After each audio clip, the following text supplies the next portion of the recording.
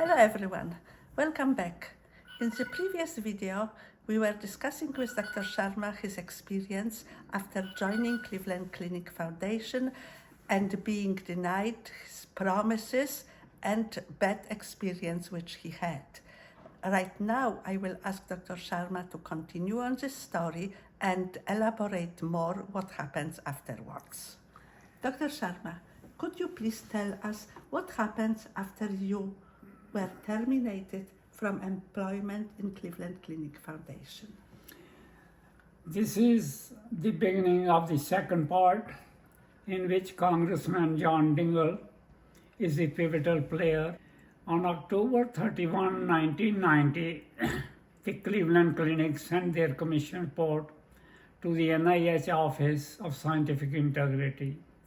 I was not provided a copy of the report, thus I was not afforded the possibility to comment on it. The report found no misconduct on my part.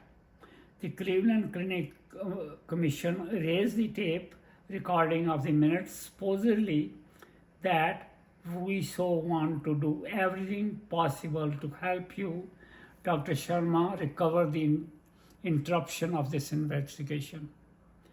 The lingering issues, however, are: first, why did the Cleveland Clinic continue the misconduct investigation after June 12, 1990, the day my position has been terminated? Second, why did Cleveland Clinic not help me as promised to recover the interruption by this investigation? Now the core point centers with the Congressman John Dingell. On November 3, 1990, the OSI receives the Commission of Investigation report of the Cleveland Clinic. Although the report had concluded that there was no misconduct on December 1990, OSI decides to reinvestigate me for the scientific misconduct. Why? I had already been and remained punished. Was it to inflict more torture? About May 1991, OSI concludes that I am guilty of scientific misconduct. For what? The subscript typo and the antibody? Both lies. Finally, on June 1991, OSI transfers the case to the Subcommittee on Oversight and Investigation of the House Energy and Commerce Committee. Who was chairing this subcommittee and what were the basis to transfer your case to this subcommittee? The chairman of the Oversight and Investigation Subcommittee was Congressman John Dingell. Mr. Dingell was one of the most powerful Democrats in the Congress. His burning passion was to be a watchdog, tormentor of fraud and abuse. His subcommittee had its own squad of investigators. They were famous, belligerent guys made in his own image. Mr. Dingell took passionate interest in the Sharma investigation.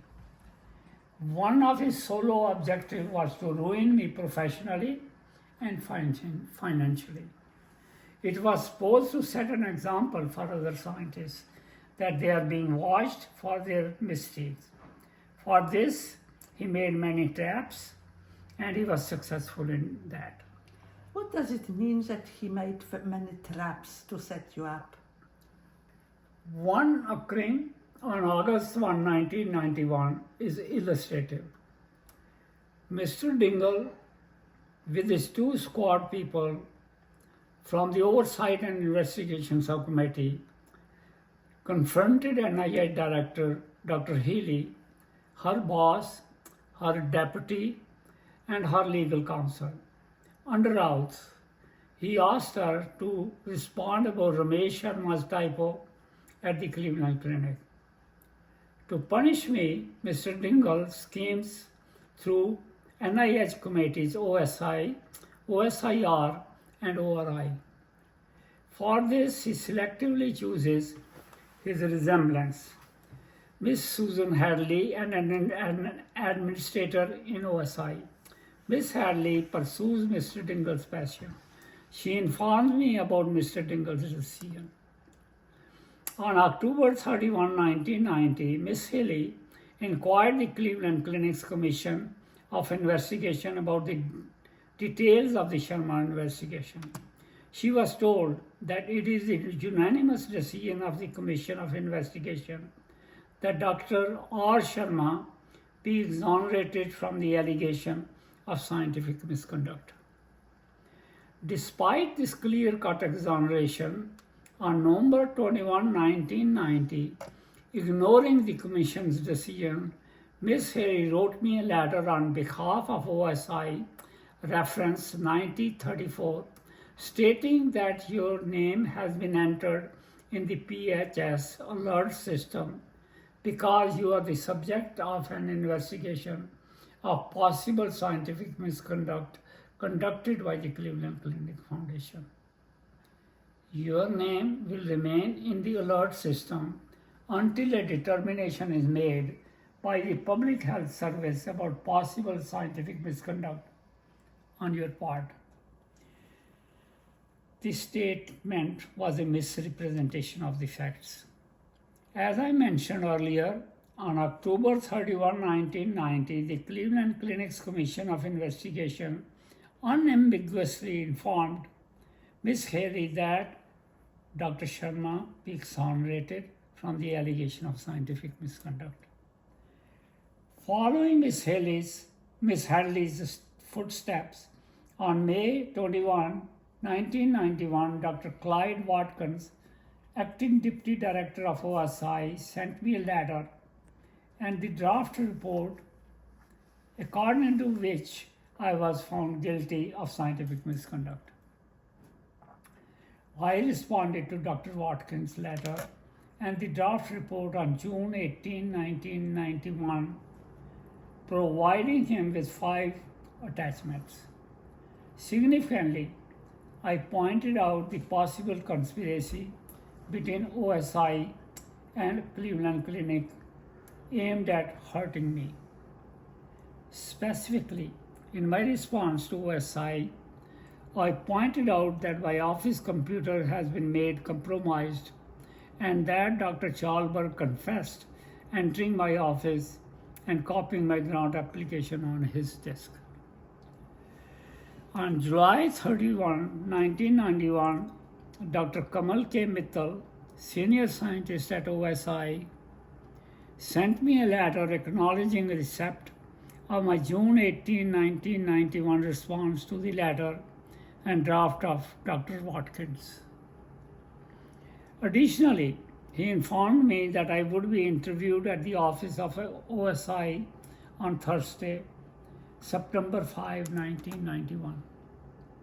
However, the decision was changed, and on August 14, 1991, I was informed through Dr. Mittal's letter that OSI has decided to conduct a site visit and a new team of 3 expert scientific advisors will be conducting the site visit.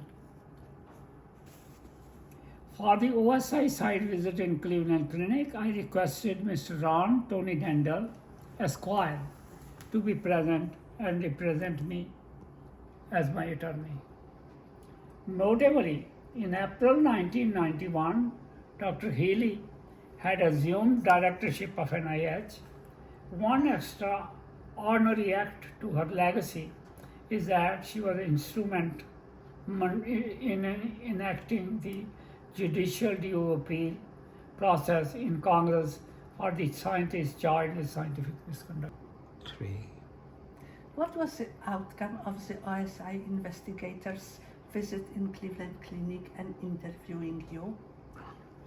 On October 30, 1991, Dr. Lyle Bivens, Director of the Office of Scientific Integrity Review, wrote me a letter stating that the case was transferred by the Assistant Secretary of Health to permit Bernardine T. Healy, MD, Director of the National Institutes of Health, to resume her responsibilities related to the handling of misconduct in science cases by OSI. Although the Bivens letter did not spell it out, it indicated that my case was no longer in the custody of OSI but was in hands of OSIR. It was strangely sudden change. Do you have any idea or suspicion what was behind the motive for this change? Two significant points have to be made regarding this matter. OSI was no longer capable of handling my case, and it was Dr. Healy's presence in NIH that impacted the change from OSI to the Office of Scientific Integrity Review, OSIR. This change has brought a total turnaround in the conclusions of the investigation. OSIR found no misconduct and recommended my exoneration. Yet, the Office of Research Integrity, ORI, in the final decision retained the charge of my scientific misconduct and defended this charge in the United States Appeals Board. It's getting more and more confusing. Changes from one NIH agency to another. One exonerates you, one finds you guilty. How was it possible? It is critical to remember that OSIR resided in the domain of Mr. Dingle, Oversight Subcommittee, when this action took place, and a few events deserve attention. Assumingly, our house in Solon has been tapped by FBI, as we have noticed activity around it, where the digging occurred. At the same time, we were constantly harassed by suspicious phone calls. At the end, we had to change our home phone to an unlisted number. Now, please remember that it was before the cell phone time, and the home phone was the only way to stay connected. It is becoming almost a suspense story. What was the follow-up? On November 7, 1991, Dr. Lawrence Rhodes, Deputy Director of OSIR, wrote me a letter setting the date of January 21 to 23, 1992 for the OSIR investigators and expert scientists visit at the Cleveland Clinic. Please remember that at that time I had no connection with the Cleveland Clinic. I was no longer an employee of Cleveland Clinic. My office and laboratory has been closed, and I was hunting for a job to support my family. What was the outcome of the January 1992 site visit in Cleveland Clinic? On February 28, 1992, I received a phone call from Dr. Rhodes from OSIR that I have been exonerated from scientific misconduct. I would guess that after so many ups and downs and turns, you were finally over. At that time, I thought so. On April 6 and April 23, 1992, I received two successive confidential draft reports from OSIR. Both exonerated me from scientific misconduct. Hooray! Not so fast. The relief was very short-living. On May 20, 1992, I was forced to meet again the OSIR investigators headed by Dr. Rhodes at the Cleveland Clinic Airport hotel room. With Mr. Tony Dandel as my attorney present, I was aggressively grilled by the committee. They began to ask me dreadful questions and then threatened me. In this course, I happened to observe the cover page of the document they had given me to sign that the date was wrong, off by a year.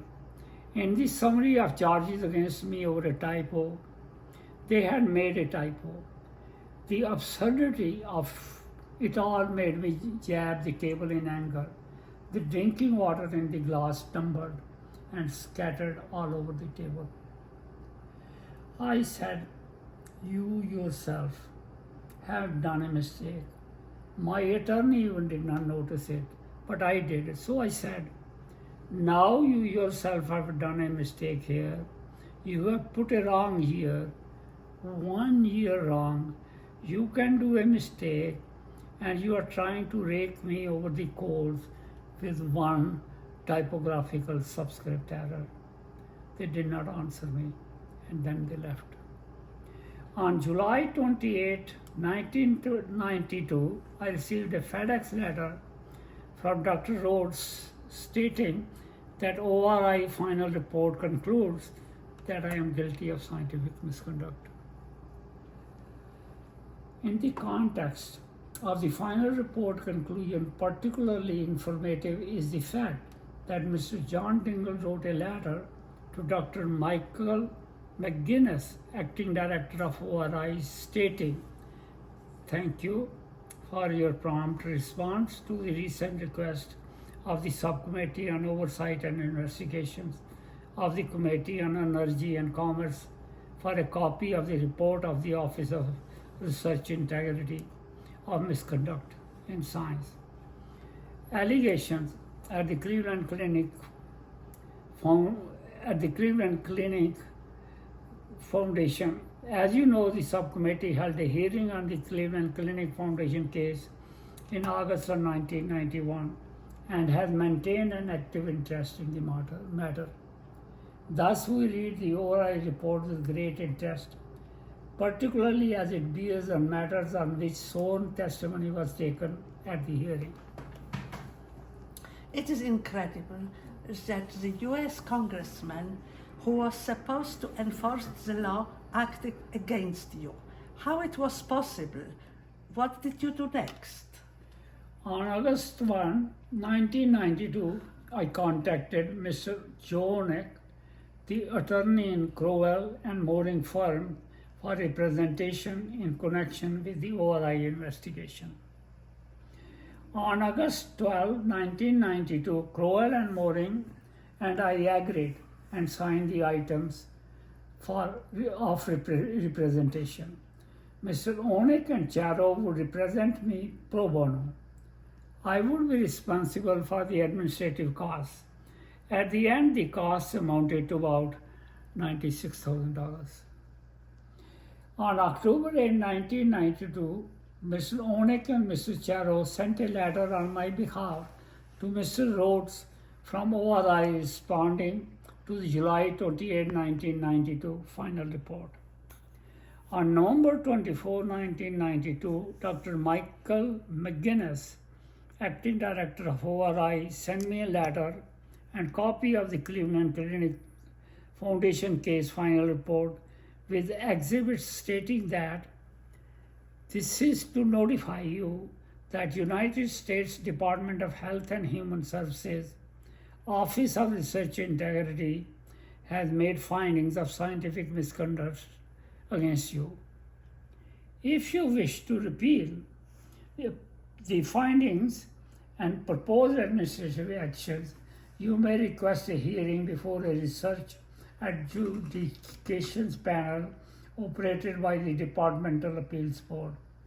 This request must be made within 30 days of receipt of this letter.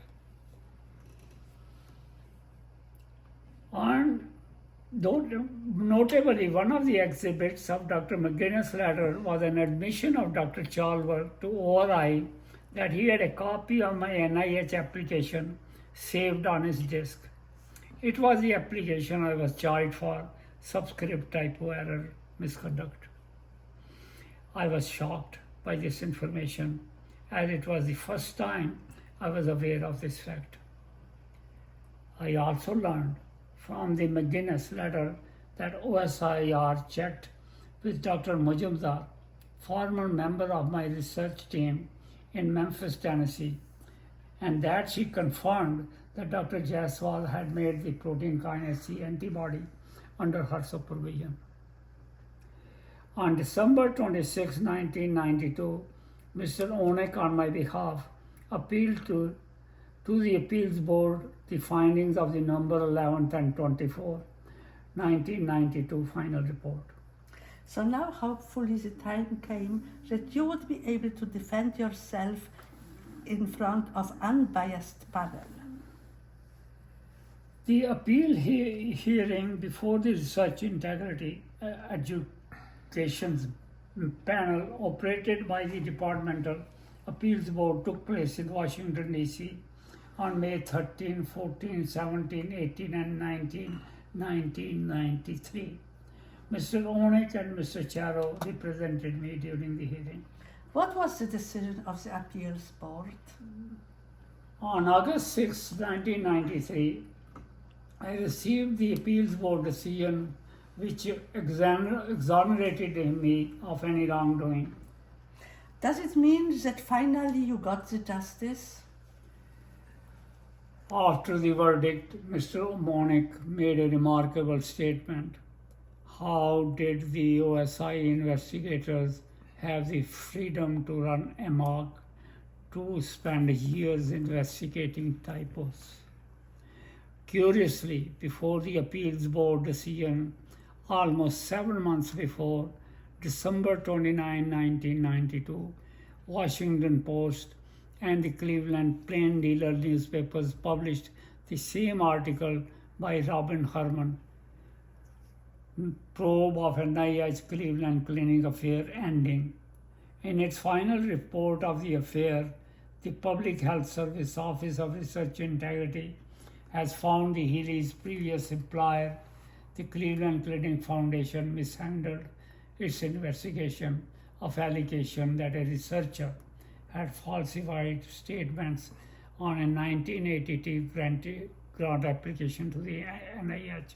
Healy was head of research at the Cleveland Clinic just before coming to the NIH in 1991 and conducted the clinic's misconduct inquiry. The ORI also found scientific misconduct by the researcher. Given the facts that I had no job from June 12, 1990, and the Cleveland Clinic Foundation, OSIR and ORI investigations continued beyond that date, I had started to look even for a temporary position elsewhere. In this pursuit, leaving my family in Cleveland, I stayed in a college dormitory in Philadelphia from February 1, 1992 onwards with no telephone. Joan and Sonia leave Cleveland for Philadelphia on July 28, 1992, and Sonia loses 1 year of college education in the move. Harry stays behind to go to school in Cleveland, staying at multiple places in his friends' houses. Subsequently, he never again lived with his parents and lost his parental and sisterly love. During this time, my father in India died in 1992. I was unable to be in his funeral religious ceremony. Brahman, Hindu, a moral duty for the only son to be there. This fills me with many regrets and brings me much sadness to recall. Thank you, Dr. Sharma, for this recall. I can only try to imagine how many scars this whole ordeal left on your psyche. Mr. Charo summarized the absurdity of the accusations against me in a poem. It goes as, one fine morning in the middle of the night, two dead boys got up to fight. Back to back, they faced each other, drew their swords and shot each other. A deaf policeman heard the noise and came and shot those two dead boys. If you do not believe my tale is true, ask the blind man, he saw it too. Perfect portrayal. Thank you, Dr. Sharma, again. Thank you.